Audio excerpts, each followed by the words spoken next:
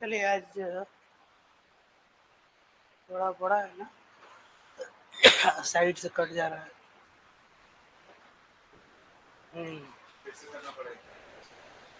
हम्म देख ली। ठीक है, आज जो है ये मनी बैंकिंग जो स्टार्ट करना, एक ब्रीफ थोड़ा सा।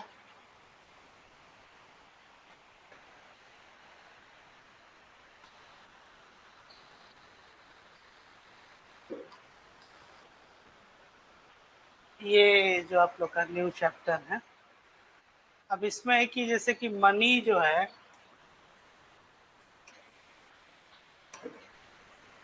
इसको कैसे डिफाइन किया गया। तो मनी को जो डिफाइन किया गया है, है? नहीं आ रहे हैं? अच्छा ठीक है, फैन की आवाज आ जा रही है। तो मनी जो हो गया आपका,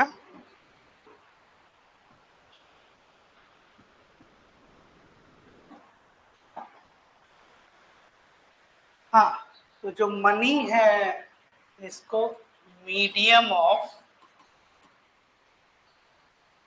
एक्सचेंज, इस कॉन्टेक्स्ट में इसको मतलब कि ये किस चीज का है, एक विनिमय का माध्यम।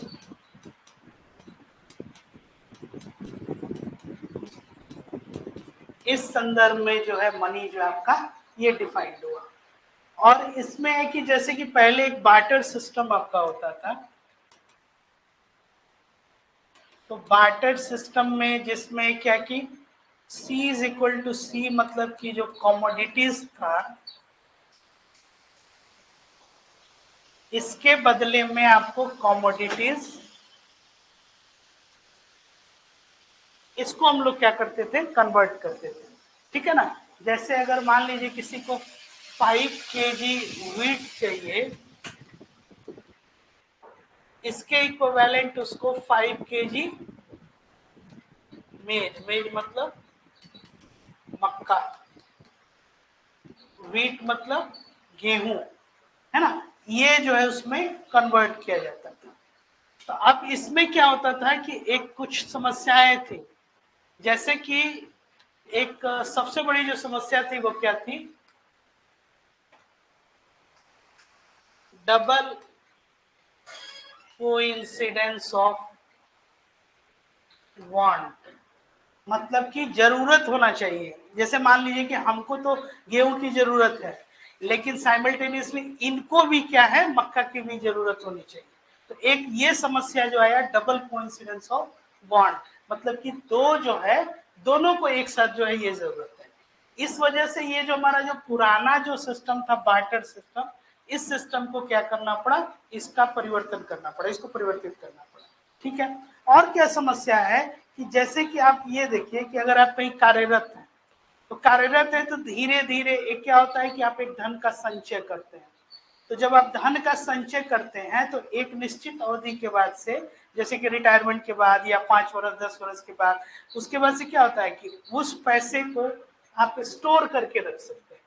मतलब इसका क्या था, एक स्टोरेज वैल्यू, मतलब इसको आप स्टोर कर सकते थे इस पैसे को। लेकिन बार्टर सिस्टम में ऐसा नहीं है कि हम 1 क्विंटल गेहूं रख लिए और उसको में स्टोर किए हुए हैं कि अपने रिटायरमेंट के टाइम जो है वो इस्तेमाल कर सकते। ऐसी स्थिति इसके साथ नहीं थी।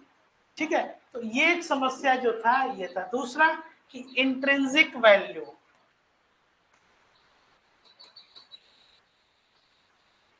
फिर उसके बाद से जैसे कुछ मेटल्स आए, मेटल्स में भी जैसे क्या, गोल्ड, सिल्वर, है ना, ये सब मेटल्स जो है ये भी क्वाइन के रूप में इनका इस्तेमाल किया गया करेंसी के तौर पे। ठीक है। तो जो अभी जो पेपर करेंसी जो हम लोग इस्तेमाल करते हैं वो क्या है, उसकी अपनी कोई इंट्रिंसिक वैल्यू नहीं होती। लेकिन गोल्ड जो है इसका क्या है, एक इंट्रिंसिक वैल्यू है। इंट्रिंसिक वैल्यू मतलब उसका जो एक अंतर्निहित क्या है, एक मूल्य होता है।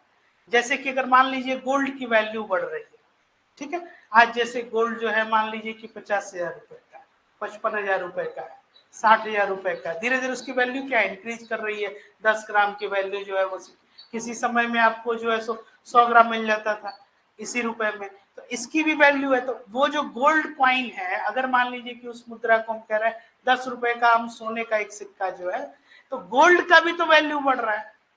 तो इसमें क्या है, उसको मिंट करने में उसका क्या हो जाएगा, आपका कॉस्ट जो है वो धीरे धीरे वो बढ़ेगा। है बस समझ में, तो उसकी अपनी वैल्यू है। लेकिन जो कागज का जो टुकड़ा है जिसको आप आज करेंसी कर रहे हैं, जैसे कि आप लोग जान भी रहे होंगे क्या हुआ था इस दिन,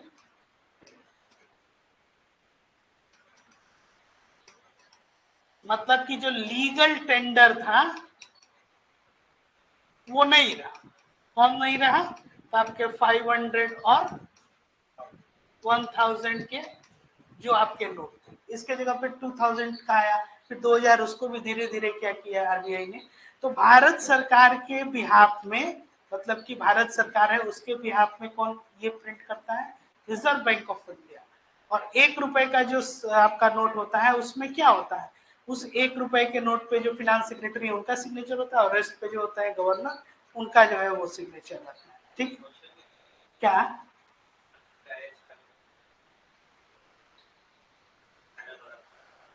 क्या क्वेश्चन था, हाँ बिल्कुल सच्ची, ये सामान्य तौर पे मतलब एक सामान्य ज्ञान है ये जीके में है। हाँ तो हो सकता है। उसके बाद से आपका ये जैसे किसकी इंट्रिंसिक वैल्यू है, लीगल टेंडर। तो अब उसमें कि जब आप नोट पे जब आप पढ़िएगा तो उस पर क्या लिखा जाता है कि आई पे टू बियरर, मतलब आई पे टू आई प्रॉमिस टू पे, मतलब क्या है कि हम जो है एक तरह का प्रॉमिस कर रहे हैं किसको, बियरर। तो जो भी उसको बियर करेगा वही क्या हो जाएगा, उसका ऑनर हो जाएगा। जैसे ये लैंड के केस में, अदर वेल्थ के केस में नहीं है। तो कैश क्या, एक लिक्विड और एक मूवेबल जिसको कहते हैं वो एसेट हो गया।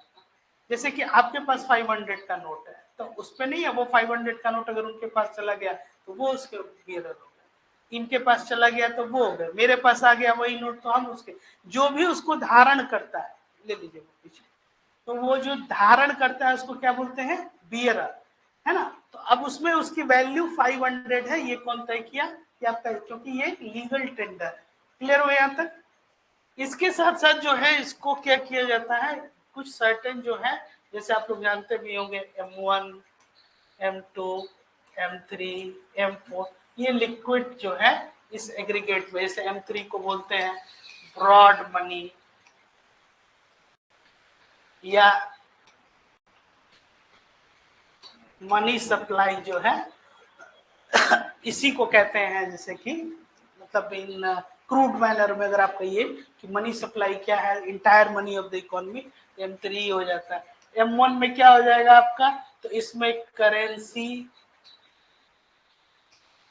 With circulation plus coins plus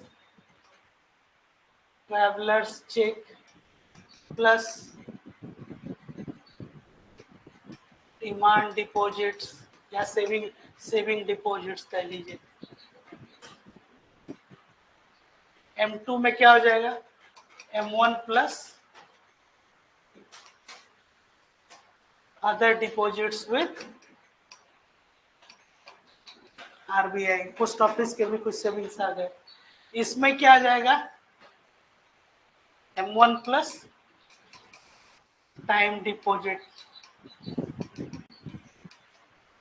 M4 में आ जाएगा आपका, इसमें ऐड क्या हो जाएगा, ये सब जोड़ के उसके बाद से आप इसमें क्या कर दीजिए, टोटल डिपॉजिट कर लीजिए,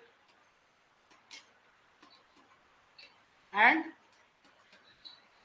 पोस्ट ऑफिस में अदर सेविंग्स जो हो गया। ये सब हो गया आपको, ये ब्रॉडर वन। ठीक है, आइए क्वेश्चंस करते हैं कुछ और क्लैरिटी। पहला देखिए, Indian monetary system, Indian monetary system is based on, क्या है बताइए तो।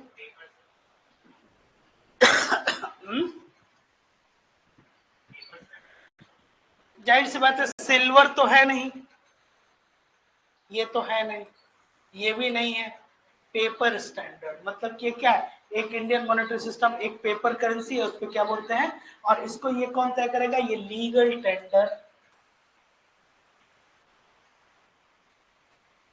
ठीक है। नेक्स्ट बताइए, out of the 4 concepts of money supply used in India, M1, M2, M3, M4, the post office savings are included in, किसमें है अभी बताएं, M2 and M4, है ना। इसमें कुछ डिपॉजिट्स जो होते हैं, ये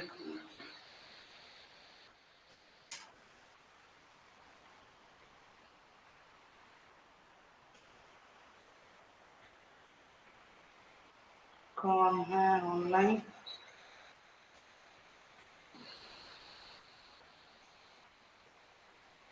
ठीक है। अब इसमें क्या हो गया आपके M2 और M4, क्लियर हो गया। M1 में तो जहां इस बात है करेंसी विथ सर्कुलेशन हो गया, क्वाइंस हो गया, या सेविंग और डिमांड डिपॉजिट। इसमें रेस्ट जो बचा हुआ आपका जो है, जैसे 85% डिपॉजिट जो है इसमें आ जाएगा M2, और प्लस पोस्ट ऑफिस में सेविंग्स डिपॉजिट। M4 में क्या हो जाता है, other deposits with post office, जिसमें आपका NSC सर्टिफिकेशन ये सब आ जाता है, ठीक है। तो राइट आंसर क्या हो जाएगा आपका, M2 एंड M4। अगर यही M3 रहता तो तब भी नहीं होता, क्योंकि उसमें क्या है, टाइम डिपॉजिट आ जाता। चलिए, money multiplier in India is defined as, क्या है कोई बताएगा ये, है money supply is equal to M into H करके फॉर्मूला है, तो H क्या है, क्या आंसर दे रहे हैं ये बताइए, नहीं समझ में आया। मल्टीप्लायर किसको कहते हैं, ब्रॉड मनी मतलब M3, M3 को लूज स्टॉक में क्या बोलते हैं, money, money supply money entire money of the economy, ठीक है।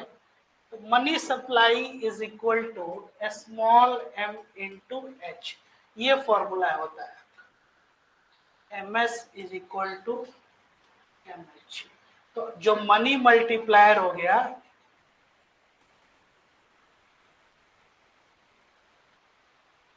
मल्टीप्लायर मतलब कि जो उससे गुणा किया जाता है, जो मतलब इसमें आपका, तो ये मनी मल्टीप्लायर ये हो गया, तो money multiplier is equal to money supply divided by H। H को क्या बोलते हैं, reserve money.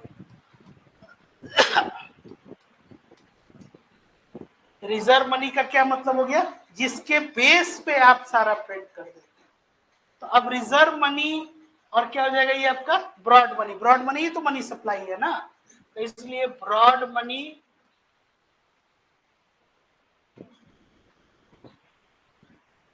Divided by reserve money is equal to money multiplier, या ये याद कर लीजिए MS is equal to MH, ये M निकालना है तो H कहाँ जाएगा, डिनोमिनेटर में आ जाएगा। समझ में आ रहा है, ये क्लियर हो गया। तो क्या इसको हिंदी में कह रहे हैं, व्यापक मुद्रा डिवाइडेड बाई आरक्षित मुद्रा, मतलब कि जो रिजर्व।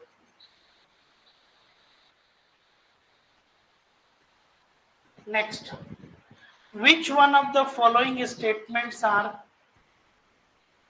करेक्ट, ये H नहीं है, ये ध्यान दीजिएगा, है ना। Correct describes the legal tender money, निम्नलिखित में से कौन सा कथन सही है जो वैध मुद्रा को का वर्णन करता है, क्या है, बी क्या है,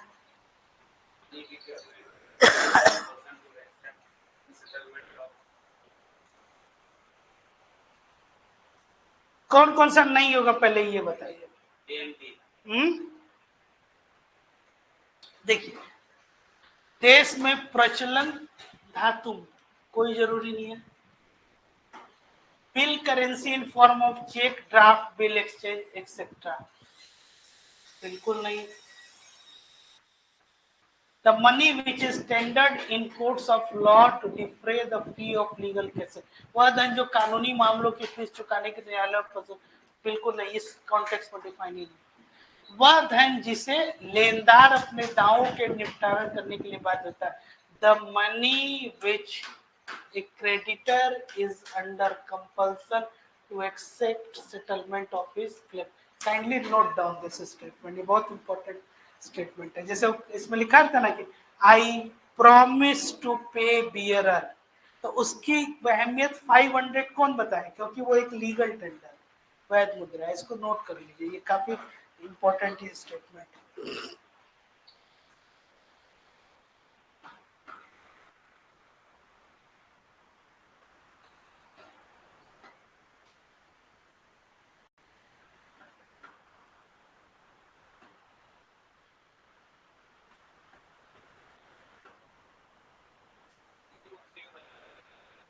हाँ, ये तो बताया भी आप लोग,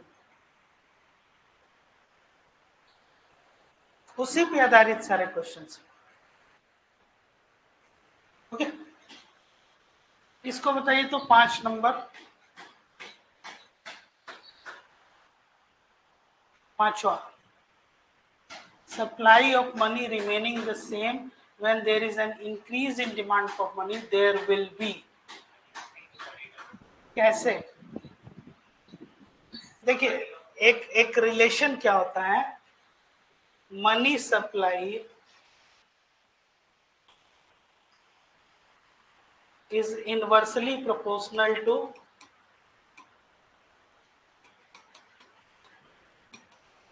इंटरेस्ट रेट। समझ में आई बात? अगर ब्याज दर जो है वो बढ़ेगा तो मनी सप्लाई क्या होगा, इनवर्स रिलेशन का क्या मतलब होता है, उल्टा। हाँ, अगर एक बढ़ा तो दूसरा कम होगा। और इंटरेस्ट रेट किसको कहते हैं, वो नहीं, वो तो हिंदी हो तो अच्छी, उतना तो समझ ही नहीं होंगे, कहते किसको, इंटरेस्ट रेट मतलब क्या होगा,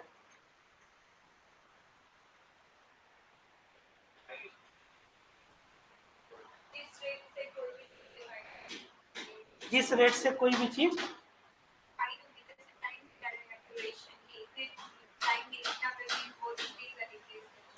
जैसे इंटरेस्ट रेट हम सामान्य तौर पे कहते हैं, या ब्याज दर, इसका मतलब क्या हुआ, बस हमको ये, मेरा बहुत सादा क्वेश्चन तो समझ में आ रहा है। तो लेवाई जब भी वर्ड आएगा तो टैक्स लेवाई होगा।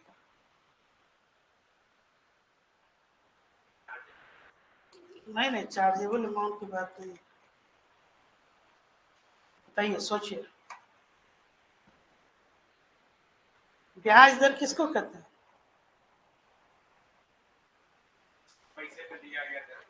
हाँ, सिंपल चीज है, बोरोइंग रेट। जब भी ब्याज दर की बात आए, इंटरेस्ट रेट, एक चीज दिमाग में डाल लीजिए, बोरोइंग रेट। बोरो माने क्या हो गया, बोरो करना, कर्ज लेना। तीन तरह की चीजें किस कभी भी वित्तीय व्यवस्था में होती है, कौन कौन सी तीन चीजें आप लोगों को बताए देते हैं।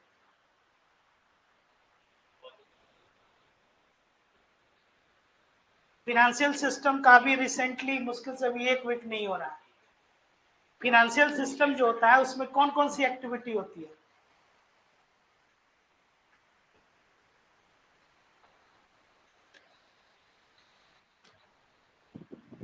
कम से कम पुराना वीडियो ही हमारा देख लिया कीजिए लोग, वही एक दूसरे को शेयर कर दीजिए।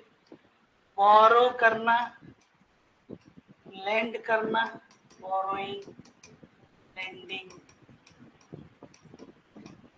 इन्वेस्टिंग। तीन के अलावे भी कुछ होता है क्या,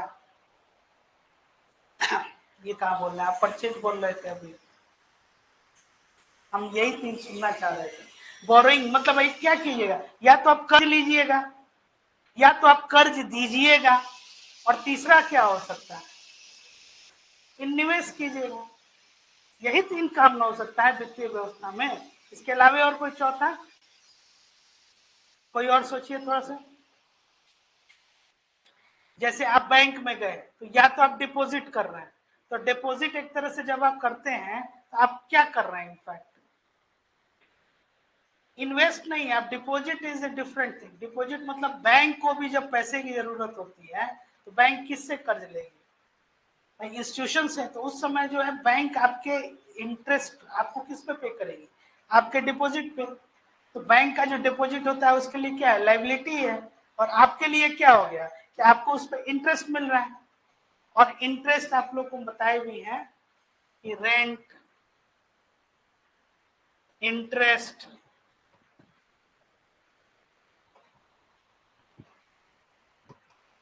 डिविडेंड,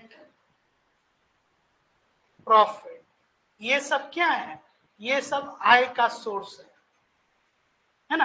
आपको प्रति माह पर मंथ आपको किराया मिल रहा है, पर मंथ या ईयरली आपको ब्याज मिल रहा है, पर मंथ या ईयरली आपको जो है डिविडेंड मिल रहा है, या आपको कोई प्रॉफिट हो रहा है। जैसे आपने कोई इसको खरीदे 10 रुपए में, 12 रुपया में बेच दिया, 2 रुपया क्या हो गई आपका जो प्रॉफिट हो।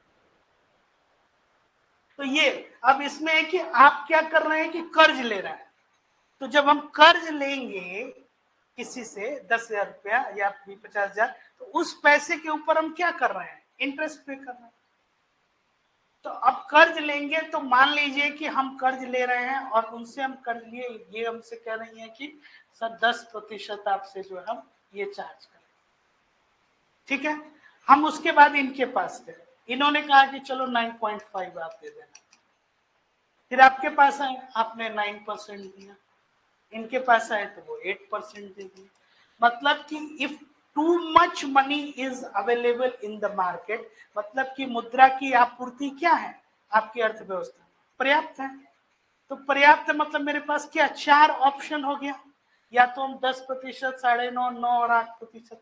तो एज ए बोरोवर मेरे लिए क्या हो गया, कम जहां पे है।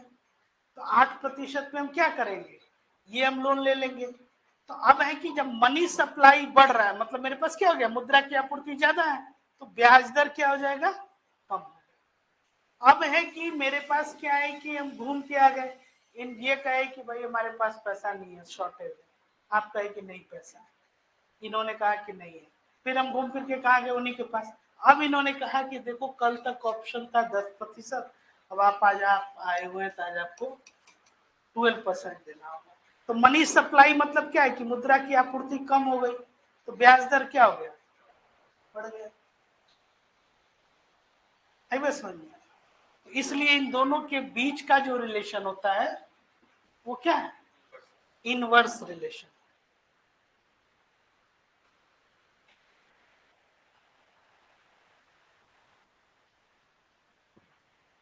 अच्छा अब देखिए, जब मान लीजिए कि आपके यहाँ इन्फ्लेशन,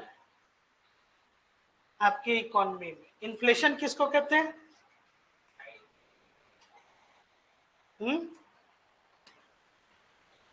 जनरल राइज हो गया आपके प्राइस में, मतलब प्राइस क्या हो गया, उसकी वैल्यू बढ़ गई। तो इन्फ्लेशन हो रहा है, तो इसमें लोन लेना आसान है कि लोन लेना कठिन है,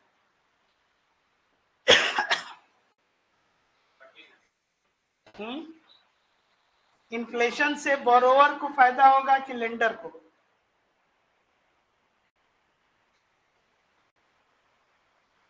बोलिए। इन्फ्लेशन बढ़ेगा तो आप कर लीजिए, क्योंकि जब आप उस पे पे कीजिएगा तो उस वैल्यू क्या हो जाएगी, वो गिर जाएगी।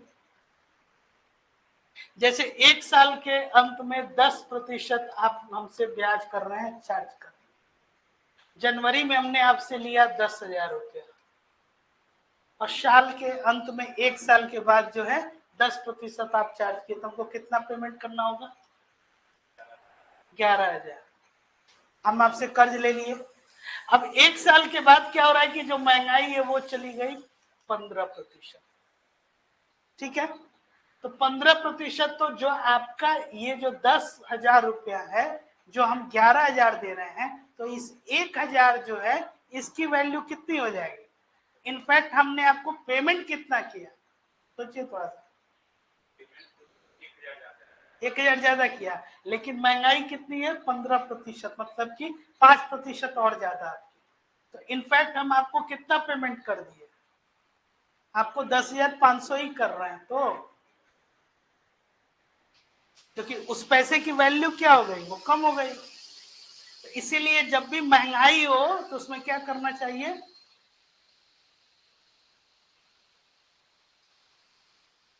सही है, महंगाई हो तो क्या करना चाहिए, कर्ज देना चाहिए कि कर्ज लेना चाहिए, देना चाहिए। हाँ, इसीलिए जो लोग घूमते हैं कि sir your mobile number is this, एक क्रेडिट कार्ड ले लीजिए सर, आधार कार्ड, पैन कार्ड। तो अब इसमें क्या है कि ये लोग क्या कर रहे हैं, ये कर्ज, तो अब क्रेडिट कार्ड पे आपको क्या करना है, तो अब आप उसको लिए, महंगाई जो बढ़ रही है, but they are charging what, annually. तो अब आपको इसमें सबको ये पता है कि एक डेवलपिंग नेशन है प्लस इन्फ्लेशन है, तो अब सब लोग यही कैलकुलेट कर रहे हैं, लेकिन इसमें क्या है, सिंपलिस्टिक कैलकुलेशन है, इसीलिए वो प्रोडक्ट भी बना दिया जाता है। लो भाई कर्ज, महंगाई में क्या होना चाहिए, तो कर्ज लेना चाहिए। हम इकोनॉमिक्स में पढ़े हुए हैं, तो इसीलिए वो लोग भी इकोनॉमिक्स पढ़े हुए हैं, वो लोग क्या कर रहे हैं कि खुद फ्रिक्वेंटली आपको कर्ज दे रहे हैं, लेकिन कंडीशन है कि आपको 1 मंथ के अंदर दे देना है, 15 मंथ के अंदर में दे देना है। अगर एक दिन लेट होगा तो उस पर पेनाल्टी चार्ज कर देंगे, अदर चार्जेस जो है वो हम ले लेंगे। मतलब ठीक वही हुआ कि आपका हम इनकम टैक्स, डायरेक्ट टैक्स न लेके आपके कंजम्पशन पे ले लिए, तो चाहे आपकी नौकरी लगे या ना लगे, जैसे हम आपके ट्रांजेक्शन कॉस्ट पे टैक्स ले रहे हैं। ट्रांजेक्शन कॉस्ट का क्या मतलब हो गया, ठीक है, ट्रांजेक्शन का क्या मतलब हो गया, प्रविष्टि।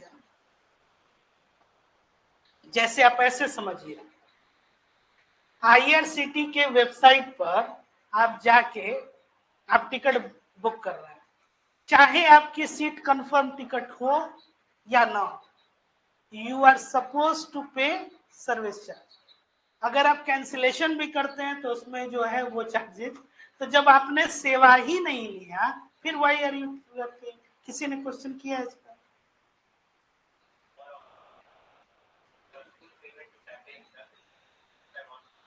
ये तो वही बात हो गई, तो मोर और लेस घूम फिर तो बात वही है।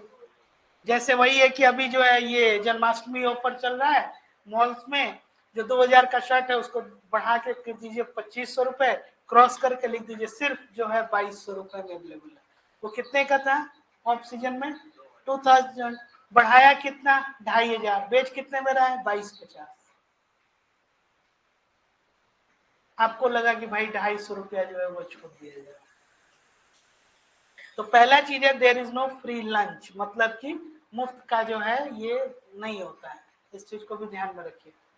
और इफ समथिंग इज फ्री मतलब यू आर द प्रोडक्ट, ये मार्केट का एक रूल है।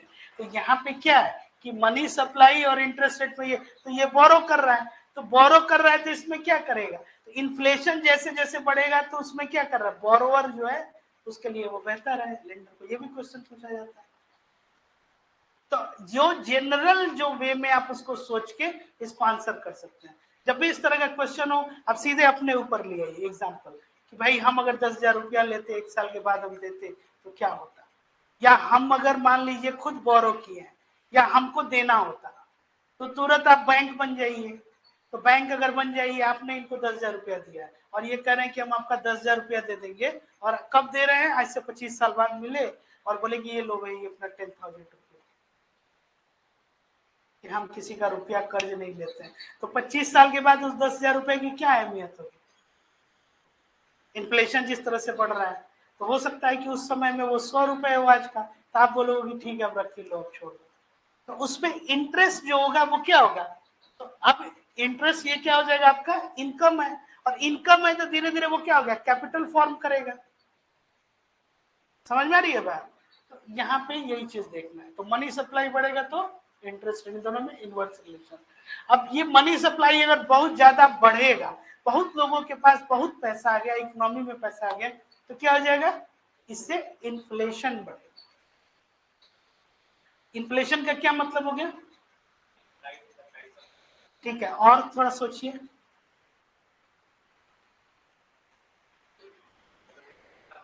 भी प्रोडक्ट कम है और लेने वाले ज्यादा। तो और क्या हो गया इसमें से? साइंस कितने लोग पढ़े हैं? आप सब लोग साइंस पढ़े हुए हैं ना? एंट्रोपी क्या होता है? वर्ड सुना हुआ है? डिसऑर्डरनेस अगर बढ़ गया है ना, जैसे बाहर से मॉलिक्यूल्स आ गए सिस्टम में, तो क्या होगा? सिस्टम है को डिस्टर्ब कर देंगे। ठीक वैसे ही कल जैसे कि जन्माष्टमी है, सब लोग गए मंदिर में दर्शन करने, तो वहां पे क्या हो गया? तो अब ये मान लीजिए कि ये ऑक्युपाई कर सकता है केवल 100 लोगों को, यहाँ कितने लोग आ गए? 10,000 लोग, स्टैम्पीड होगा, भगदड़ होगा। ऐसे ही जब सबके पास पैसा आ जाएगा, too much money supply in your economy, then it will leads to what? It will leads to inflation.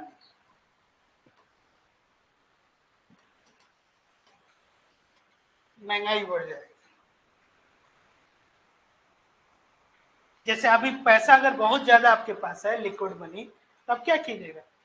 यहाँ से स्टेशन जाना है, ऑटो का फेयर 20 रुपए है, आप बोलिएगा कि अरे चलो ना भाई 50 रुपया ले लेना। वो आई, वो कही कि अरे 50 को छोड़ो ना, 100 लेने जाना है, ले लो ना। कौन सा पैसा? मतलब कि टाइम अब क्या है कि अब आप 100 रुपये, कोई 200 दे रहा है, तो अब इससे क्या हो जाएगा कि जो उसका रियल प्राइस कितना 20 रुपये है, तो ये क्या हो जाएगा 20 से आप 200 तक, तो इन्फ्लेशनरी प्रेशर हो गया। तो जब मनी सप्लाई बढ़ेगा तो क्या होगा? इन्फ्लेशन। अब इसको कंट्रोल करने के लिए क्या करती है सेंट्रल बैंक?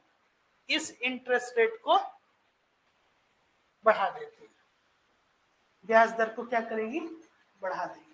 तो ब्याज दर को बढ़ा देगी तो क्या हो जाएगा? Money supply, inflation control. समझ में आ रही है बात? जैसे कि मान लीजिए कि अभी आप लोग का जो भी मंथ का जो भी आप लोग का मान लीजिए पॉकेट मनी अगर 10,000 है, हम पर मंथ उसमें से 5,000 कट कर दिए, तो क्या होगा? अब आप लोग जो है मार्केट में नहीं जाओगे। और जैसे ही 10,000 से हम 5,000 और बढ़ा दिए, आपकी जो प्रोपेंसिटी है जो जाने की, वो और बढ़ जाएगी। पहले एक टाइम ही आप समोसा खाते थे, अब सुबह शाम दोनों टाइम खाइएगा। है बस समझ में? मतलब कि क्या हो गया कि आप कंजम्पशन पे ज्यादा जो है वो खर्च कीजिएगा। इसीलिए जब भी पैसा जब बढ़ता है तो उसमें क्या, तो गवर्नमेंट कैसे इनइक्वालिटी बैलेंस करती है कि जिसका पैसा इनकम बढ़ेगा तो उसके ऊपर क्या करेगी? टैक्स डिवाइड कर देगी, और उस टैक्स के पैसे से क्या करेगी कि वेलफेयर स्कीम चलाएगी, ताकि और लोग भी आए और कंजम्पशन बढ़े। इंडिया का पॉपुलेशन 140 करोड़, 140 करोड़ लोगों की purchasing power day by day बढ़ते जाए तो ऑटोमेटिक 5 से 10 साल डाउन द लाइन आपकी इकोनॉमी क्या हो जाएगी? टॉप में आ जाएगी। आपको कुछ करना ही नहीं है, एक्स्ट्रा ऑर्डिनरी कुछ सोचना ही नहीं है, दिमाग ही नहीं लगाना है कि अमेरिका में क्या कर रहा है, चाइना क्या कर रहा है, तो श्रीलंका में क्या हो रहा है, बांग्लादेश क्या हो रहा है। समझ में आ रही है कि नहीं बात? है मतलब कि आपका जो पॉपुलेशन है, ये पॉपुलेशन जैसे कि एक फैमिली में 4 लोग हैं, जो 4 लोग हैं और जो उसमें फैमिली के जो हेड हैं, उनकी मंथली सैलरी जो है, आपको थोड़ा सा बता देते हैं तो आप लोग क्लियर। 1 लाख पर मंथ है। 1 लाख पर मंथ है मतलब कि क्या है? It is a very decent salary even nowadays. आज भी 1 लाख रुपए अगर आप अर्न कर रहे हैं तो इंडिया के 7% लोगों में। समझ में आ रही है बात? मतलब इतने लोग इतना भी नहीं कर पा रहे। 1 लाख पर मंथ अगर आपकी सैलरी है, और कितने मेंबर हैं फैमिली मेंबर? 4 मेंबर्स। तो अब जो 1 लाख डिवाइडेड बाई, तो पर मेंबर जो है कितना हो गया? 25,000। रेस्ट जो बाकी लोग हैं वो लोग क्या कर रहे हैं? 3 लोग कंट्रीब्यूट नहीं कर रहे हैं, तो 4 लोग मिलके कितना कर रहे हैं? 1 लाख जो है, अगर आप ऐसे देखिए। ऑन द कॉन्ट्ररी क्या है कि किसी फैमिली में 4 मेंबर हैं, हेड ऑफ द जो फैमिली है उनकी इनकम 50K है, और रेस्ट जो है कोई 20,000, 20K, 25K, कोई 35K, ठीक है, कोई 40K। तो अब देखिए, अब इसमें क्या है कि एवरीवन इज कंट्रीब्यूटिंग, तो ऑटोमेटिक ये क्या हो जाएगा? इनसे ज्यादा जो है ये, या अगर इतना नहीं भी है तो अब जो हाईएस्ट जो अर्निंग करने वाला व्यक्ति है वो भी इनकी सैलरी से कितना है 50% कम है।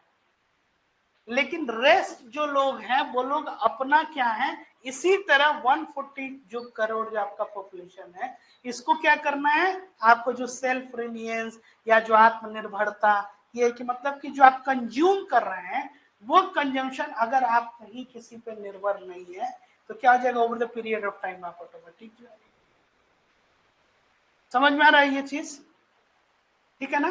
तो इसी तरह से जैसे कि कंजम्पशन क्या होता है आपका, कंजम्पशन एक वन ऑफ द कंपोनेंट होता है एग्रीगेट डिमांड का। कंजम्पशन, इन्वेस्टमेंट, गवर्नमेंट एक्सपेंडिचर और नेट एक्सपोर्ट पढ़े आप लोग।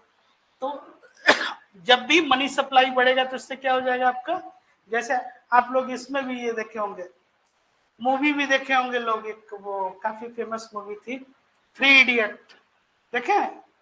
सब लोग देखे होंगे।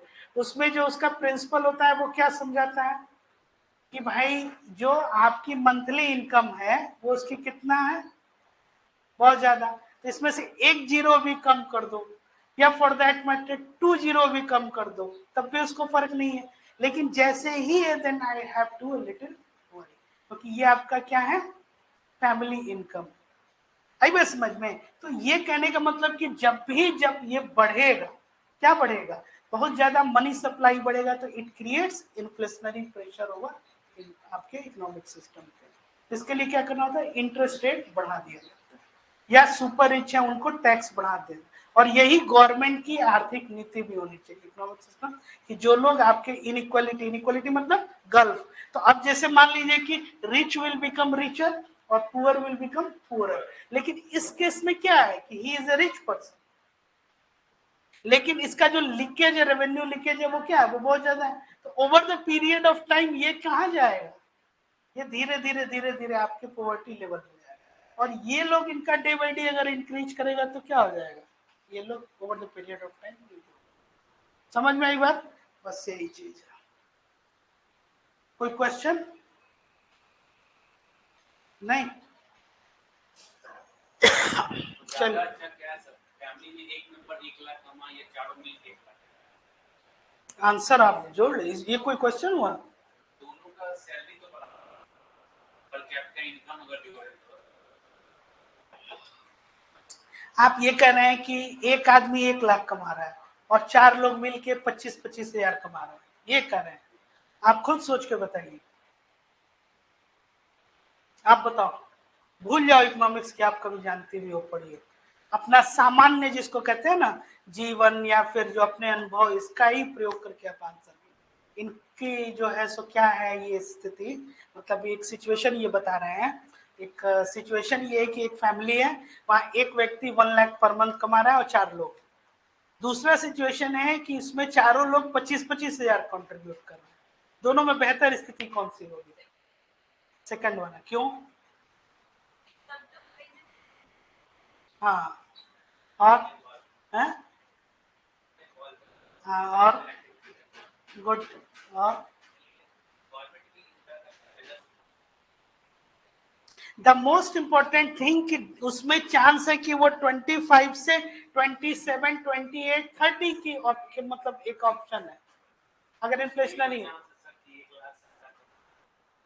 एक ही व्यक्ति का, तो एक से वो 2 नहीं ना जाएगा भाई। एक आप, जाहिर सी बात है कि अब इस पोडियम को अगर ले जाना है, अकेले एक कितना भी शक्तिशाली व्यक्ति हो, एक को लेके जाना और 4 लोग उसमें क्या है, तो बोझ बांट लिए। क्रिकेटिंग पैरेलल्स में भी समझिए कि एक बैट्समैन जो है सो 150 रन उसको चेज करना है और इसमें कि 25, 30, 40 रन करके 4 बैट्समैन बांट लिए। तो यहाँ पे यही चीज तो कहा जा रहा है कि 142 करोड़ जो हमारे पॉपुलेशन है, अभी भी प्रधानमंत्री गरीब कल्याण योजना में हम लोग कितने लोगों को दे रहे हैं खाना, कितने लोगों को दे रहे हैं, उसमें क्या है, भोजन ही तो दिया जाता है ना, या उनको असिस्टेंस दिया जाता है। कितना, तकरीबन 90 करोड़ से ज्यादा, तकरीबन 100 करोड़ के करीब पॉपुलेशन, 100 करोड़ पॉपुलेशन आप अभी भी उसको आप ये सहायता ये दे रहे हैं। और एक तरफ हम लोग क्या कर रहे हैं कि हमारी इकोनॉमी ये, तो ये over the period of time क्या होगा, एक बहुत बड़ा गल्फ हो जाएगा, इकोनॉमिक जो आर्थिक असमानता हो जाएगी, तो जिसको क्लास वार कहते हैं। तो इससे आपका सोसाइटी भी क्या होगा, वो नहीं ऑर्डर में रहेगा, जो वही आर्टिकल 38 पढ़ते हैं डीपीएस के नाम कि सोशल ऑर्डर कैसे रहेगा। कुछ लोग क्या होगा कि खाते खाते जो है मतलब कि रिच विल बिकम रिचर, और कुछ लोग जो है मतलब बेसिक कम्युनिटीज के लिए, तो इनको एलिवेट करेंगे तभी हमारा इकोनॉमी भी ग्रो करेगा। मान लीजिए कि हम बीएमडब्ल्यू का शोरूम खोल दिए यहाँ पे बोरिंग रोड में, बोरिंग रोड छोड़िए जहानाबाद में, अगले दिन जो एक भी सवाल ही नहीं है कि वहां पे कहाँ से बिकेगा, परचेजिंग पावर होगी तब। प्लस इससे और क्या होगा, सोशल ऑर्डर भी डिस्टर्ब हो जाएगा। समझ में आ रही है बात। तो हम लोगों का परचेजिंग पावर बढ़ाएंगे, वो कैसे बढ़ाएंगे, तो इनको एम्प्लॉयबिलिटी। तो यहाँ पे यही कहा जा रहा है कि असिस्टेंस तो आप दीजिए, लेकिन असिस्टेंस के साथ साथ क्या हो जाएगा कि उन लोगों को एलिवेट करना है। कैसे कीजिएगा, तो क्वालिटी एजुकेशन देके, स्किल देके आप एम्प्लॉयमेंट जनरेशन कीजिए। आप ये टारगेट फर्स्ट फिक्स कीजिए कि I will become the highest tax payer. तो कैसे होगा, जब ज्यादा ज्यादा ज्यादा ज्यादा अर्न करेंगे। समझ में आई बात, यही चीज। तो कंजम्पशन बेस्ड इकोनॉमी इंडिया को दूसरे जगह कहीं देखना भी नहीं है। अगर आपको हम सही बताएं, केवल अपना ही जरूरत अगर हम लोग पूरा कर रहे हैं तो हम लोग ऑटोमेटिक हो जाएंगे। जो आप लोग पढ़े हुए इसी सिद्धांत, जैसे कि अगर पटना शहर है तो पटना शहर की सारी जरूरतें अगर पटना शहर या इसके मतलब सरकमस्टांस जो भी आपका ये मतलब सरकमफरेंस है, यहीं के लोग अगर पूरा कर, जो मुजफ्फरपुर है उसकी जरूरत मुजफ्फरपुर पूरा कर दे, गया की जरूरत गया, या जैसे एक समझिए कि एक गांव है, उस गांव की सारी जरूरत अगर उस गांव से पूरा हो जाती है तो लोग क्यों वहां से बाहर दूसरे जगह में जाए। और वो क्या हो गया, सेल्फ रिलायंस भी हो गया, मतलब अपने ऊपर क्या हो गया, आत्मनिर्भर भी हो गया, और वो तभी वो सशक्त हो गया। आप सोचिए कि गांव से लोग शहर में क्यों आते हैं, तो पढ़ाई नहीं है, हॉस्पिटल नहीं है। चलो मान लीजिए कि पढ़ाई तो करने वाले कुछ खास लोग हैं, स्टूडेंट वो तो जहाँ जाएगा वो तो पढ़ेगा, लेकिन रेस्ट ऑफ लोग, हॉस्पिटल की भी सुविधा नहीं है, सड़क भी नहीं है, कोई अगर उनको सामान भी खरीदना है तो उस पर भी आश्रित कहाँ है। जैसे मान लीजिए कोई आप वहाँ पे आयोजन अनुष्ठान कोई अगर आप कर रहे हैं तो उसके लिए क्या होगा, सामान खरीदने भी आपको मार्केट में जाना पड़ेगा।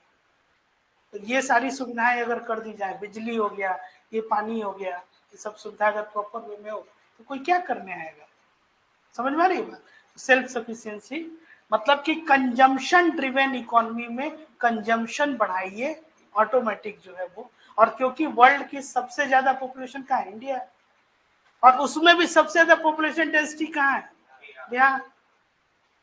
और इस बार का अगर जो सेंसस आ गया तो हम मतलब मेरा अपना अनुमान है कि ये इंडिया का दूसरा सबसे ज्यादा पॉपुलेटेड हो, यूपी के बाद, है ना।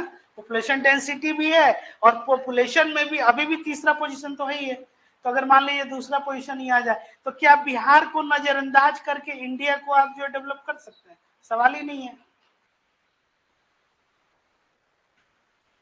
ठीक है, चलिए, तो इसमें क्या आंसर था, हाँ, increase in the rate. Which of the following phrases defines the nature of hundi generally referred to the source of the post Earth period? ये तो इकोनॉमिक्स से ज्यादा ये, हाँ तो खैर एनीवे क्या है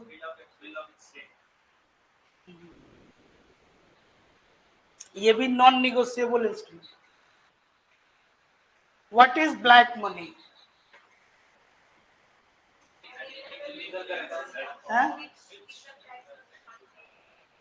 it is an illegal currency, it is a fake currency, dirty bad currency, money, illegal income upon which income tax is not paid। कौन सा सही है, और डी के बारे में क्या ख्याल है, डी डी डी बोल रहे हैं कि बी बोल रहे हैं, और ए क्यों नहीं होगा,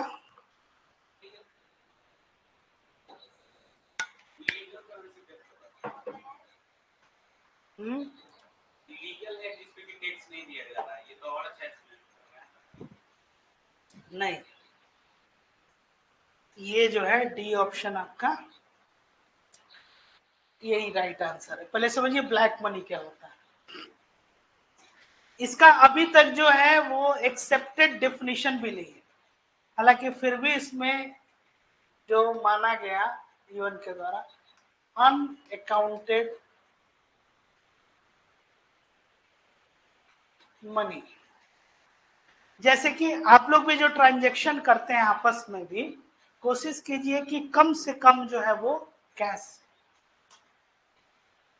समझ में आई बात, less cash transaction. No cash नहीं कह रहे हैं, क्या है, दो वजहों से। जैसे आप लोग गूगल पे वगैरह पे तो उसमें एक ट्रांजैक्शंस करके एक उसमें एक ऑप्शन आता है कि आप पिछले मंथ में कितना खर्च किए। तो इससे क्या हो जाएगा, आपकी एक बजट जो है, बजटिंग जो है वो भी आपका एक होता रहेगा, भाई कितना ज्यादा हम खर्च। अब ये एक ऐसा मनी है जो इसका कोई अकाउंटिंग नहीं, और उसके ऊपर जाहिर सी बात है अनअकाउंटेड मनी है तो उस पर टैक्स आप कोई नहीं पे कर रहे, और टैक्स पे नहीं कर रहे हैं तो ये क्या हो जाएगा, एक तरह से पैरेलल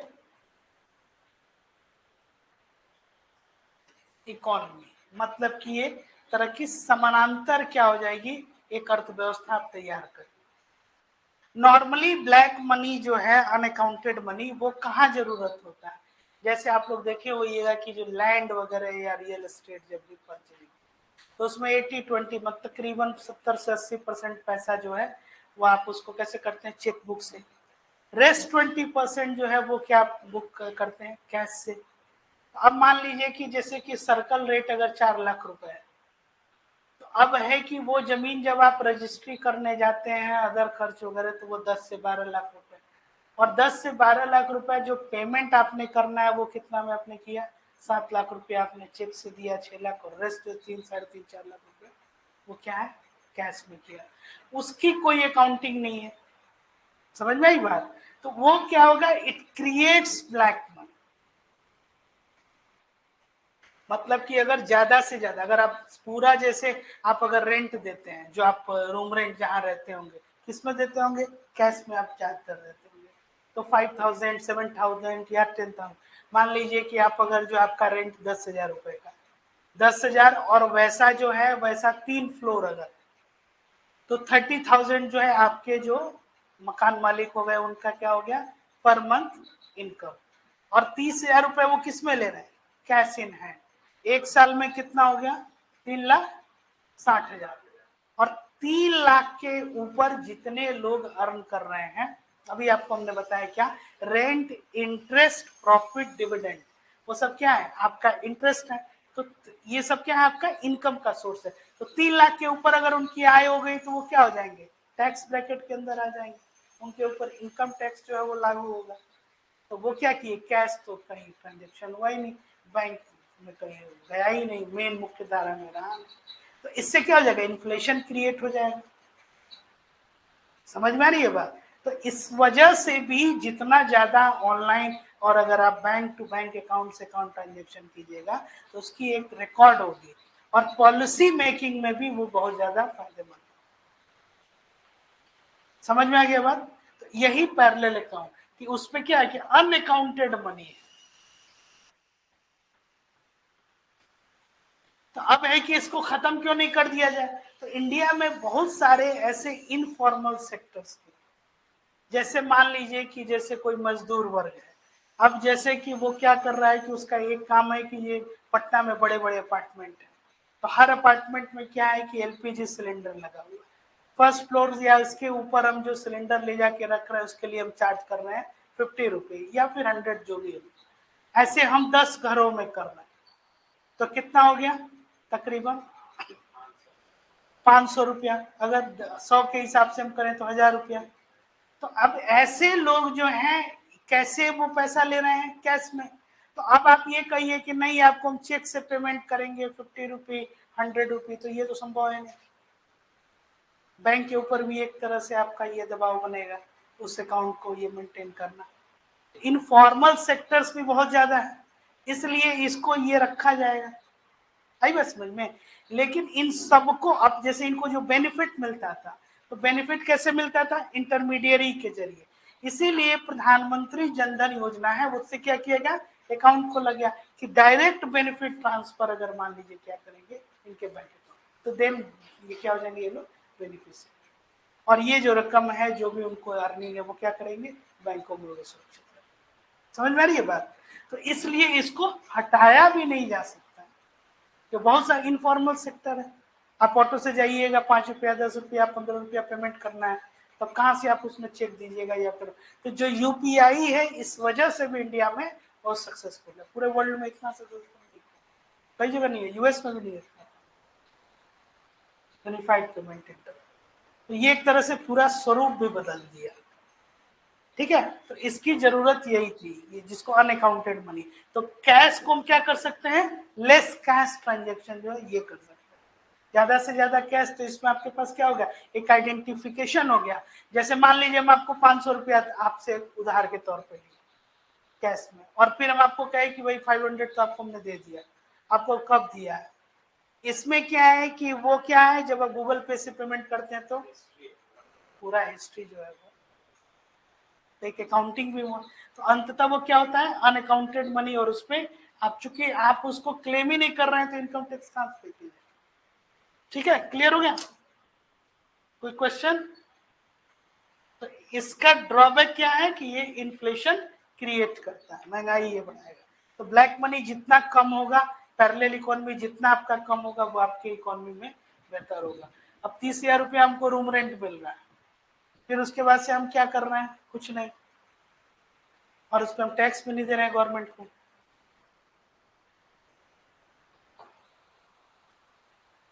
बताइए।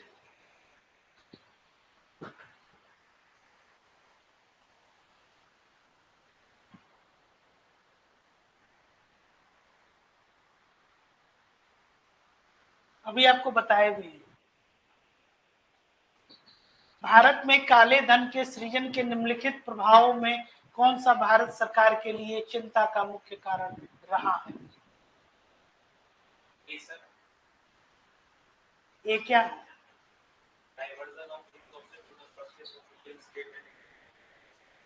अभी आपको बताया एकदम सही।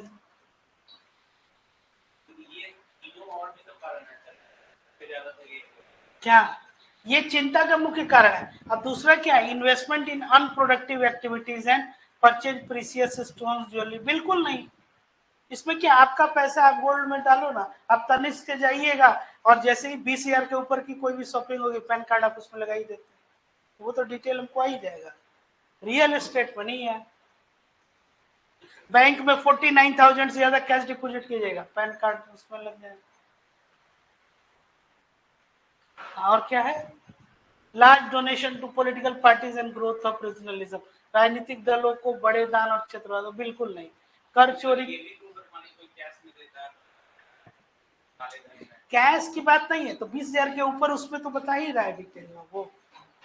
हाँ, जैसे अब उसमें आया कि इलेक्टोरल बॉन्ड वाला जो आप लोग पढ़े थे, हाँ पहले तो उसमें तो आप नहीं है, उसमें भी था कि जैसे ही आप उससे ज्यादा आप करते हैं तो उसमें टैक्स बेनिफिट भी तो मिलता है ना। पॉलिटिकल पार्टीज को अगर आप ये देते हैं तो वो एक तरह का डोनेशन हो गया, उसका वो लोग क्या कर रहे हैं,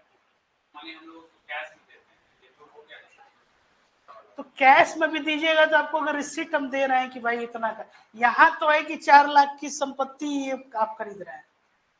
तो रियल एस्टेट में क्या होता है कि जो सर्किल रेट है उसी पे तो रजिस्ट्री होती है ना, रेस्ट 2 या 3 लाख रुपया तो आप ज्यादा ना देते हैं ना। समझ रहे हैं बात? यहाँ वो बात थोड़ी है, जैसे रियल एस्टेट में अब क्या होता है कि अब वही होता है जो चारों तरफ जो प्रैक्टिसेस में है, सर्किल रेट मतलब जो गवर्नमेंट के हिसाब से इसका जो रेट है वो आपका मान लीजिए 4 लाख रुपया है, और जो रियल मार्केट में जो आप पे करते हैं वो कितना करते हैं, 7 लाख। जैसे आप रूम रेंट देते होंगे 10,000 रुपया, इसके अलावा आप 2 महीने का, 1 महीने 1.5 महीने का सिक्योरिटी देते होंगे एडवांस में, आई बस समझ में, किसी प्रॉपर्टी डीलर के थ्रू गए होंगे तो कुछ कमीशन उसको दिए होंगे, तो ये सब कहाँ है, सब अनअकाउंटेड। यही तो रियल एस्टेट हो गया। बड़े शहरों में और समस्या है, बैंगलोर वगैरह में जाइएगा 6 मंथ का, आप तो शायद 1-1 साल का ले रहा है लोग, हम लोग के उसमें तो 6 मंथ का ही लेते, 6 मंथ तक का एडवांस ले लिया। तो चूंकि क्या है कि अब पॉपुलेशन ज्यादा है, प्रॉपर्टी उस तरह से महंगी है। मुंबई वगैरह में अगर रेंट पे आपको मकान मिल गया, मकान तो खैर कोई सोचता भी नहीं है, मतलब कि तो अपने आप में बहुत बड़ी बात है, समझ रहे? अब इसका मतलब ये है कि लैंड क्या है, लैंड आपका, लैंड क्षेत्रफल भारत का तो सीमित है, जनसंख्या बढ़ रही है, तो इस हिसाब से वो प्रॉब्लम आएगा। तो नए शहरों का निर्माण करना होगा, या जो शहरों के तरफ जो एक पलायन हो रहा है, या कुछ ऐसे शहर जो बने हुए हैं कि वही आर्थिक राजधानी है, ये क्या करना होगा, इससे आपको दूर, समझ में नहीं हुआ? तो ये प्रेशर, ये भी सॉल्यूशन नहीं है कि सारे बाहर जितने, जैसे कि बिहार में ही है, तो बिहार में अब जितने लोग बाहर जा रहे हैं, अगर सारा बिहार अगर यहाँ आ जाए तो सबको बिहार एब्जॉर्ब कर लेगा, ये भी सोचिएगा कभी।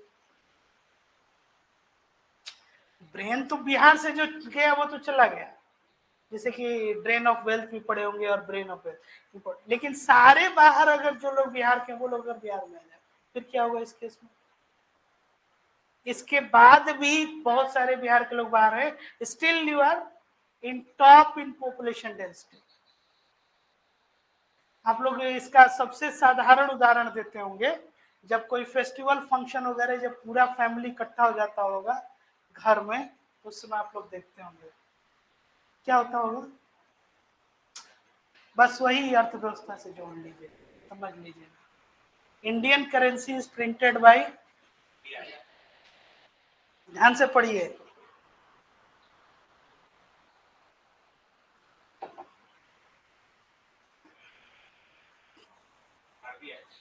सही है, बस ध्यान से बोल दिए तो दिमाग घूम गया।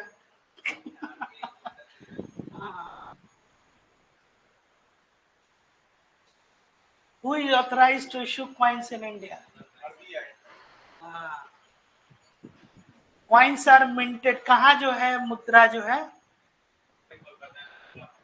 confirm, but whose signature is on, आई गया क्वेश्चन, ठीक है। When did the नया पैसा introduced with the decimal system of coinage become पैसा? ये तो हिस्टोरिकल क्वेश्चन हो गया, सोचिए थोड़ा सा।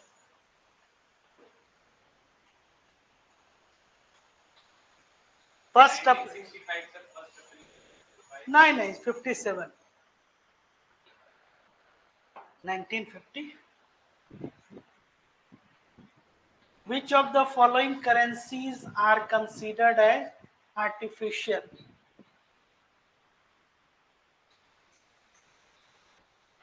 ये बना दीजिएगा आप लोग, हमको पूरा भरोसा है।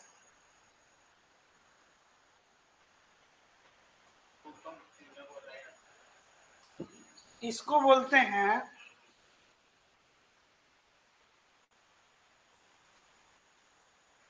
अमेरिकन डिपॉजिटरी रिसिट्स, इसको बोलते हैं ग्लोबल डिपॉजिटरी,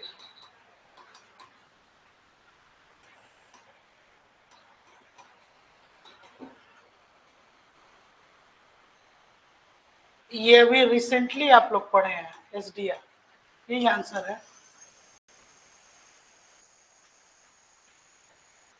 ठीक है। एसडीआर आईएमएफ जो क्रिएट किया, वो क्या, एक बास्केट ऑफ करेंसीज है कोटा सिस्टम से, और इसमें ये क्या, ये जैसे कोई अमेरिकन कंपनी है, मान लीजिए कोई कंपनी अगर अमेरिका से वो क्या कर रहा है, वो अगर फंड वहां पे वो रेज कर रहा है, तो एडीआर के थ्रू, जो अमेरिका के बाहर होगा ग्लोबल, उसको ग्लोबल डिपोजिटरी रिसिट कहते हैं। ऐसे ही इंडियन डिपोजिटरी रिसिट भी होता है, जो रूपी डॉट डिनोमिनेशन में होगा। तो एसडीआर क्या है, एक आर्टिफिशियल करेंसी है, या इसको पेपर गोल्ड बोलते हैं। ये बताइए next, foreign currency which has quick migration tendency is called, बहुत इजी क्वेश्चन है, 15 है, क्या आंसर ये लोग देना, कैसे, हॉट करेंसी जानते थे आप, हैं? नाम सुने मतलब क्या होता है, यही आंसर सही है। जो एफआईआईज होते हैं ना, फॉरेन इंस्टीट्यूशनल इन्वेस्टर, जैसे अभी आप लोग देख रहे होंगे कि लड़ाई चल रही है, इधर यूक्रेन भी जो है हमला किया है, रशिया जो है, और ये लोग भी किए हैं, इजराइल और ये हिजबुल्ला चल रहा है, उसमें ईरान भी सुनने में आ रहा है कि एक तरह से। तब इसमें क्या हो रही है कि अब स्थिति की जो स्टॉक मार्केट है, तो जो लोग निवेश किए हैं अब उनको ये लगेगा कि हमारा पैसा क्या है, सुरक्षित नहीं है। या जैसे मान लीजिए कि अब लड़ाई है तो इमरजेंसी, जैसे इसराइल में इमरजेंसी आ गया, तो जो ज्यूज कम्युनिटी है वो यूएस में क्या है, बहुत ज्यादा पावरफुल, तो उन लोग अपना पैसा जहां जहां लगाए होंगे वो क्या करेंगे, पैसा निकाल। आप लोग को बताया भी है कि फाइनेंशियल मार्केट में जो क्रैश होता है वो क्या होता है, क्रैश किसको कहते हैं, पैसा निकाल लेता है। जितने लोग डिपॉजिट किए हैं बोले कि भाई मेरा पैसा दो, तो एक बार प्रेशर बनेगा उस बैंक पे। जैसे स्टेट बैंक ऑफ इंडिया में जितने लोगों ने पैसा रखा है, सारे लोग एक दिन चले जाए और कहे कि भाई मेरा पैसा आप लौटाइए, मेरा पैसा लौटाइए, कहने का मतलब कि पैसा निकाल लिए, तो उसमें क्या हो जाएगा, लिक्विडिटी क्रंच हो जाएगा, इसी को क्रैश कहते हैं। तो अब FII जो है कि भाई वॉर लाइक सिचुएशन है, जैसे अभी मान लीजिए बाजार में स्थिति आ जाए कि नमक का क्राइसिस होने वाला है, अब आप क्या कीजिएगा, जैसे क्लास से निकलिएगा सीधे 10 kg नमक ले आके भाई अगले 6 महीना तक का स्टॉक हो गया, समझ रहे हैं। तो ये जो अफरा तफरी का कैओस का जो माहौल है, तो इसी में इसीलिए इसको क्या कहते हैं, हॉट करेंसी, तो क्विक माइग्रेशन टेंडेंसी हो जाए। हुआ था कब, कब सही में हुआ था, सही में हुआ है क्या, बस कि जो नमक बनाता है वो नहीं बनाएगा, हम लोग बाहर से लेना पड़ेगा, बंद कर रहा है बिहार को देना, हमें करीब हमको लगता है 2013 या 14 के बीच की बात। अच्छा, ऐसे अफवाह फैलता है ना सर, अप्रॉक्स माने तो 12 आवर के लिए, हाँ, वही दिन तो के लिए नमक आप पूरा उठा लाए थे, तो यही चीज है। हाँ ये कंफर्म, अब यहाँ से हम देख रहे हैं, भारत में कागजी मुद्रा का प्रचलन सर्वप्रथम कब शुरू हुआ था, बताइए। 1862, कौन था लॉर्ड गवर्नर,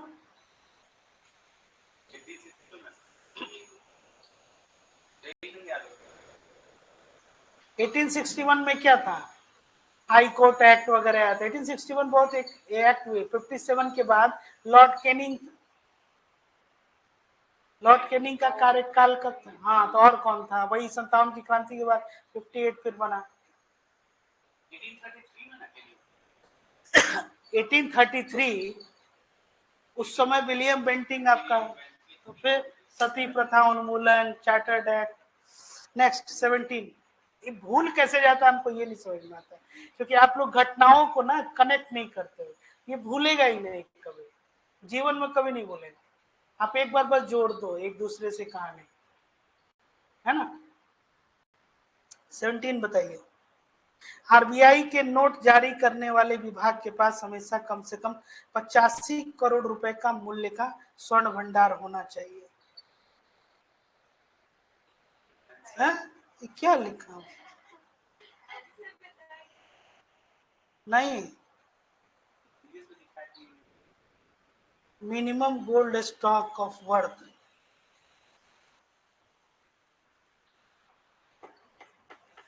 हम्म,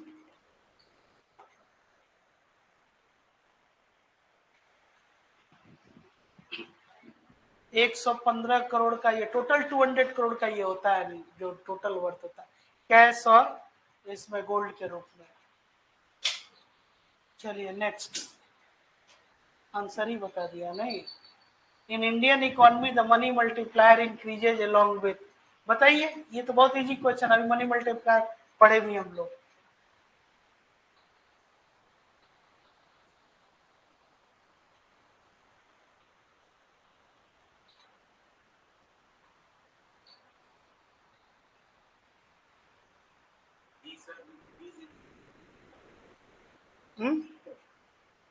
पॉपुलेशन से क्या मतलब, मान लीजिए पॉपुलेशन आपका बैंकिंग ट्रांजेक्शन नहीं हो रहा है, जैसे जनधन अकाउंट 14 में मोदी साहब खुलवाए तब तो खाता लोग खुले, उस समय भी बैंक अकाउंट नहीं था लोग, हाँ हाँ वेरी गुड, जनता की बैंकिंग आता कैसे, ये आंसर आपको पता था या आप ऐसे मतलब अनुमान लगा रहे हैं, अगर बता रही है तो एक्सप्लेन कीजिए।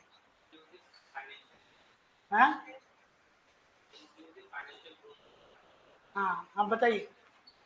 नहीं, आंसर आपका सही है, लेकिन हम ये जानना चाह रहे थे, ये भी हो सकता है कि क्वेश्चन आप पहले बनाई हो तो आंसर आपको पता हो, लेकिन एक्सप्लेन कीजिए, वो भी जरूरी है।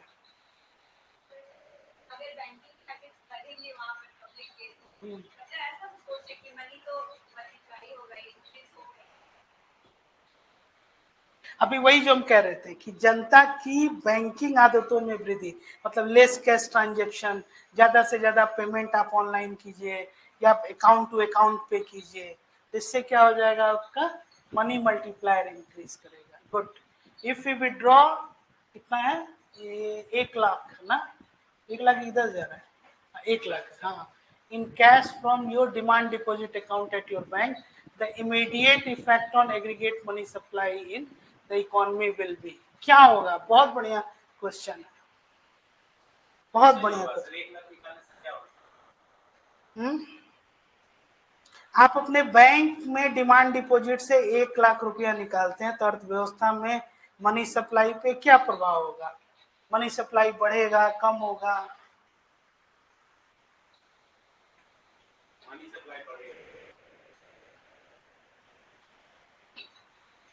मनी सप्लाई मतलब M3, M3 में, और M1 क्या था? करेंसी इन सर्कुलेशन, तो वो तो ऑलरेडी उसमें था ही, कोई इफेक्ट नहीं पड़ेगा। टू लिव इट,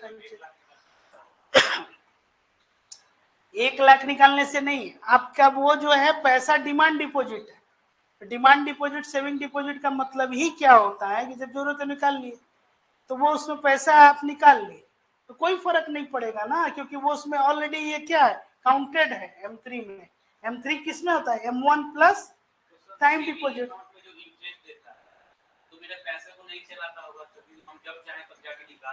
इसीलिए तो सेविंग अकाउंट पे कम पैसा देता है, 3% देता है। तो जिस समय मान लीजिए कि कैलकुलेट कर रहा है वो इंटरेस्ट रेट की 45 दिन में, वो कैलकुलेट आप 40वें दिन निकाल लीजिए, 30वें दिन निकाल लीजिए, 1 रुपया नहीं देगा बैंक। वो नहीं सकते, मेरे अकाउंट में 1 लाख रुपया है, हम साल भर कुछ छोड़ देंगे, हाँ, तो 3% बढ़ जाएगा एक साल में। कैसे बढ़ेगा सर? हम तो जब चाहे तब जाके उसके निकाल सकते हैं, वो तो मेरे अकाउंट तो में है। जब चाहे निकाल सकते हैं तो निकाल लीजिए, लेकिन इस बीच में निकाल लीजिएगा तो नहीं देगा 3%। मेरा वो पैसा कहीं चलाया होगा तब ना हमको देगा। चलाया होगा मतलब? जैसे कि मेरे अकाउंट में 1 लाख है, पर बैंक कहीं लोन देता है तब उस पे इंटरेस्ट वो काट के देगा। जब मेरा पैसा कहीं चलाएगा ही नहीं तो इंटरेस्ट कहाँ से देगा? बैंक चलाता ही तो है, बैंक करता क्या है, बैंकिंग है क्या? सर जब मेरा पैसा चला दिया, जब निकालने जाते तो हमको दे के देता है सेविंग पे। ये तो वही बात हो गई, जैसे कि हमारा काम है सूद पे पैसा चलाना, समझिए, मनी लेंडिंग बिजनेस। सब लोग थोड़ा थोड़ा अपना पैसा जो है 5-5 हजार रुपया हम सबका ले लिए, और सबको हम कहेंगे कि इस पे हम आप लोग को 10% ब्याज जो है देंगे, मतलब 500 रुपया आपको ब्याज। कल होके वो कही कि हमको सर 5,000 रुपए की जरूरत है, हम बोले ये लो 5,000 रुपया और ये 10% आप अपना 500 जो है उस पर इंटरेस्ट रखो। अचानक से उसी दिन जो है ये भी चले आए, या सारे लोग चले आए, तो हम ये क्या कहेंगे कि भाई लिक्विडिटी क्रंच है, कि क्या आपको क्या इमरजेंसी है, पूरे 5,000 की जरूरत है? नहीं, तो ठीक है 2,000 से ही मेरा काम चल जाएगा। मैं ठीक है 2,000 ले जाओ। तो इनका कितना बना? 3,000 रुपया प्लस 500, 3,500 रुपया मेरे पास रह गया। ऐसे ही that is how bank manage. Saving account पे 3% दिया, और उसके बाद से आपको फिक्स डिपॉजिट पे 6%, और जब लोन लेता है तो लोन पे ब्याज कितना लेता है? 13-14। लोन की EMI चुक गई तो उस पर पेनाल्टी लेता है, तो कितना हो गया? 3 और 12 के बीच में कितना हो गया? 4 गुना का फासला है। तो बैंक उतना सरप्लस अमाउंट जो है वो रिजर्व में रखता है या इन्वेस्ट करता है, निवेश करता है। तभी तो बैंक की इतनी बड़ी बड़ी बिल्डिंग है, या बैंक एम्प्लॉई है, उनकी सैलरी कहाँ से आएगी? समझ में आई बात? आपको कितना होल्ड करके रखना है। जैसे जन्माष्टमी है, जैसे ये जन्माष्टमी छोड़ो, तो अभी कुछ दिन पहले ये था, एक और कौन सा फेस्टिवल था नहीं, इसके पहले भी एक और, 15 अगस्त। 15 अगस्त को सुबह में आप लोग जाइएगा तो बहुत सारी नई दुकानें उस दिन आपको देखने को मिलेंगी, हम भी देखे इस बार। हाँ जलेबी की, लेकिन किसी जलेबी की दुकान पे आप चले जाइए, आपको कम से कम 10 मिनट वेट करना ही पड़ेगा। और खासकर जो ऐसी दुकानें जो कि काफी प्रचलित हैं, उनके यहाँ तो आप भूल जाइए, दिन भर जो है वो नहीं मिला, और एक अलग आउटलेट होते हैं। तो अब उसमें क्या हो गया कि सर आधे घंटे बाद आइए आपको जलेबी देंगे, 1 घंटे बाद सर इतना कहिए, 100 ग्राम कहिएगा तो अभी दे देंगे 200। मतलब ये क्या है, डिमांड एंड सप्लाई का ये सारा है। तो इसके लिए एग्रीगेट प्लानिंग वो पहले से किया है, आई बात समझ में। तो अब वैसे ही यहाँ भी जलेबी वाली बात है कि पैसा सब लोग है। अभी बैंक अब इसके लिए प्लानिंग कर रहा होगा कि फेस्टिवल का सीजन आ रहा है, इसके बाद से दीपावली है, छठ है, फिर वो शादी वाला सब सीजन आएगा, तो लोग क्या करेंगे, पैसा विड्रॉ करेंगे। तो इतना आपको एडिक्वेट जो है, ऐसे ही एटीएम में उतना कैश आपको क्या करना होता है, मेंटेन करके रखना होता है। समझ रहे हैं ये चीज ना, यहाँ पे वही आपूर्ति और मांग। तो बैंक लगाता ही है, बैंक का काम ही है। ये समझ गए क्यों अनलिव अनचेंज। तो बहुत इंपॉर्टेंट क्वेश्चन है।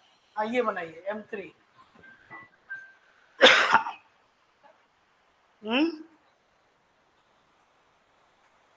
हाँ ये भी हम लोग किए भी हैं, और यही आपका आंसर हो जाएगा, currency with public, demand deposit, time. और यही M3 क्या बोलते हैं इसको, ब्रॉड मनी या मनी सप्लाई भी इसको।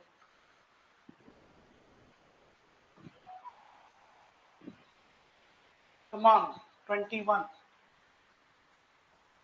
ये बन गया तो हम समझ गए कि आप लोग समझ गए ये कौन सा, और ये बन जाना चाहिए।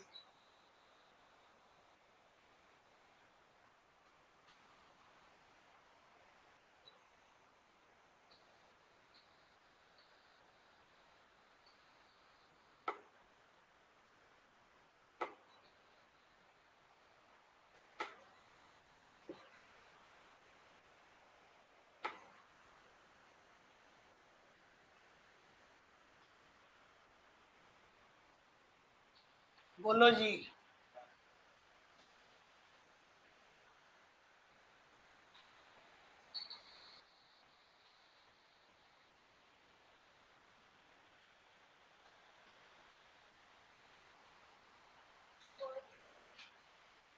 क्लियर है।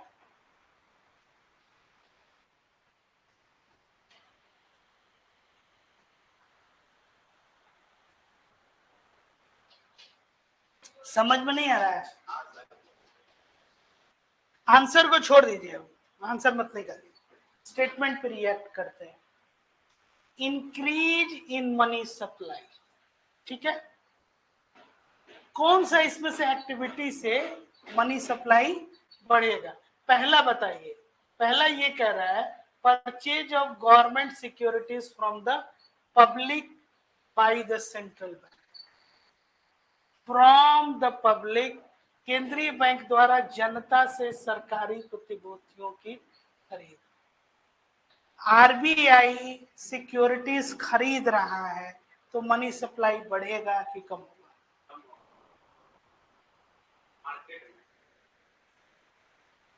और कैसे कम होगा। आरबीआई सिक्योरिटीज आपसे खरीदा तो पैसा कहाँ गया,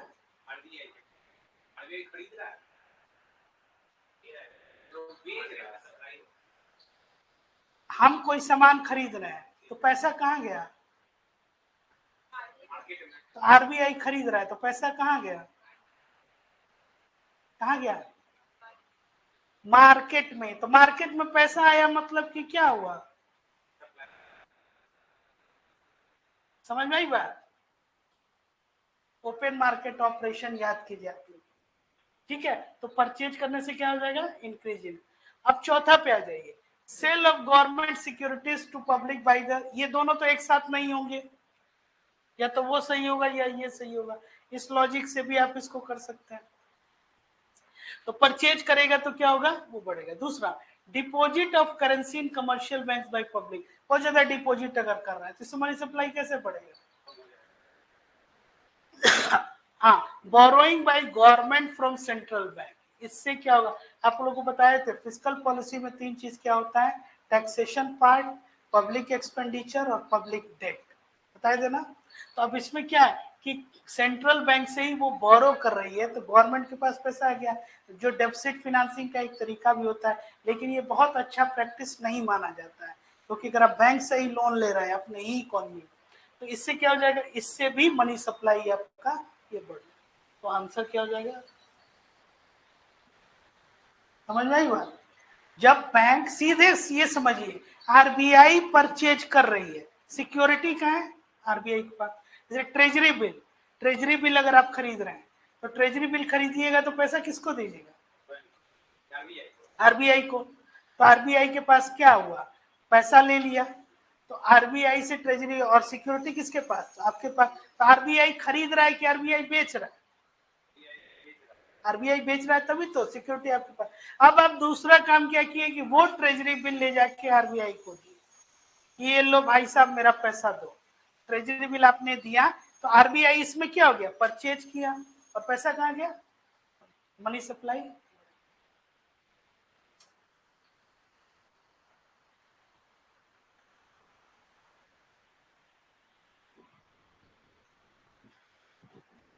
चलिए ये आप लोग के काम का चीज है।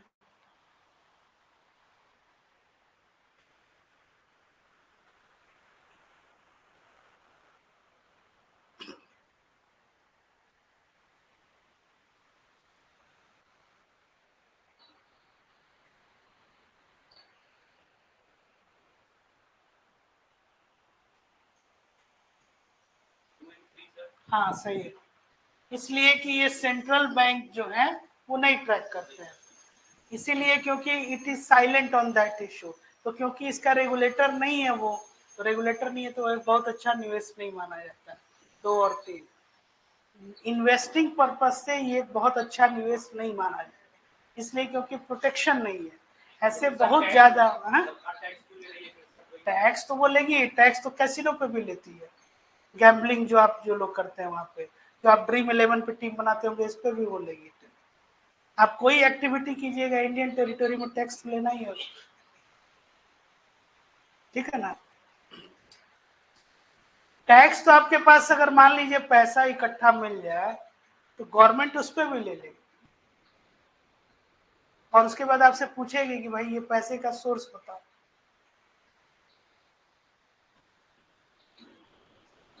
ट्वेंटी थ्री 23 इसको नोट भी कर लीजिए आप लोग। पहला देखिए, it is a public ledger that everyone can inspect but which no single user controls. 1 number ये स्टेटमेंट सही है। दूसरा, the structure and design of blockchain are such that data it is about crypto currency only, only की वजह से ये गलत हो जा रहा है, और भी चीजें होती है। तीसरा, ब्लॉकचेन की बुनियादी विशेषताओं पर निर्भर अनुप्रयोगों को किसी की अनुमति के द्वारा बिना विकसित किया जा सकता है। बिल्कुल सही स्टेटमेंट है। तो फर्स्ट एंड थर्ड जो है ठीक है, ये ओनली की वजह से किया है। इसीलिए ये भी पता करना बड़ा मुश्किल होता है कि ये किसका है, ये करेंसी, ऐसा इसका फंड क्या। चलिए नेक्स्ट। हाँ,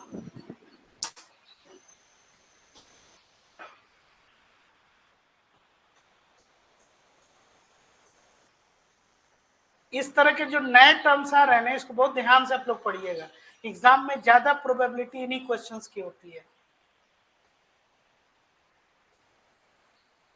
क्योंकि अब ट्रेंड जो है ना वो चेंज कर रहा है। लोग ये चाह रहे हैं कि आप अपडेट कितना, देश दुनिया में जो चीजें घटित हो रही हैं उससे आप जुड़े हो।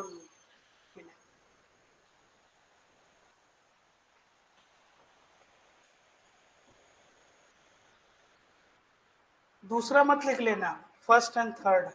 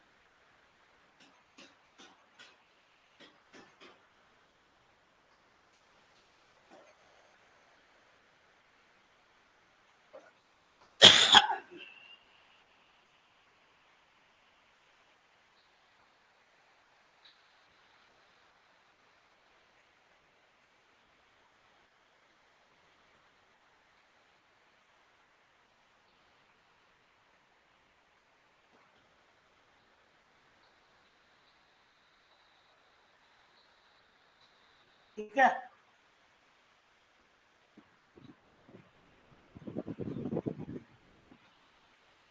चलिए 24 बताइए।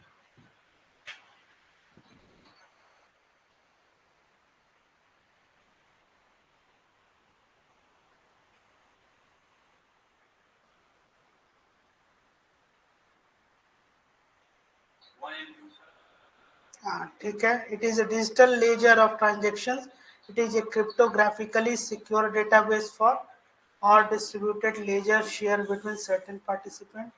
Very good, 1 and 2 is a right answer.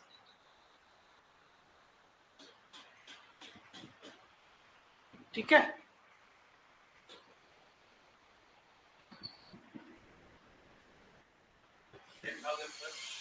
25। मान लीजिए इसमें कोई चेंज अगर करना है तो ये कौन कर सकता है, कौन लॉ बनाता है? पार्लियामेंट चाहे तो वो चेंज कर सकते हैं। 10,000।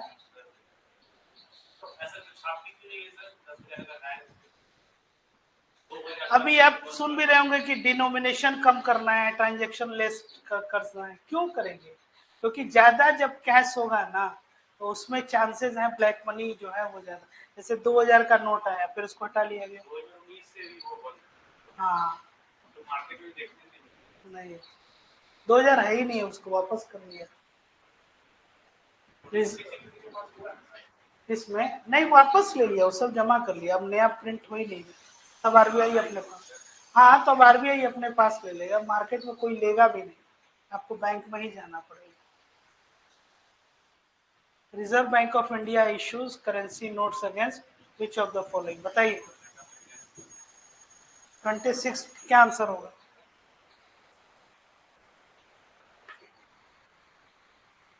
गोल्ड भी होगा, फॉरेन सिक्योरिटी में उसमें डॉलर और ये करेंसी भी होता है, ये पढ़े आप लोग। इसीलिए जो, हाँ फॉरेन सिक्योरिटी मतलब क्यों, हाँ ऑल द अबव जो है। चलिए इन्फ्लेशन, इसको स्टार्ट कर दें, अगला टॉपिक नहीं, पक्का इतना ही रहने दिया जाए? हैं? चलिए, हम तो सोच रहे थे कि थोड़ा सा कुछ, अच्छा चलिए बता देते हैं इसके बारे में। Thank you.